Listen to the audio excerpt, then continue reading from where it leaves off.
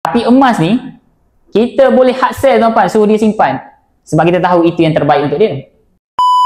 So macam saya sendiri pun tuan-tuan, masa saya kahwin dengan saya punya wife, kami kahwin sama-sama dealer dan kami tak pernah plan nak pergi honeymoon kat mana. Sebab public good dah sediakan. First honeymoon kami dekat Switzerland.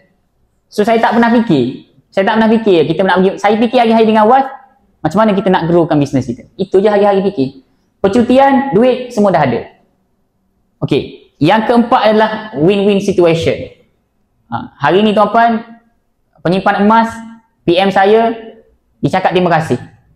Sebab apa? Sebab dia simpan emas, dia dapat emas. Dia beli emas, saya dapat commission.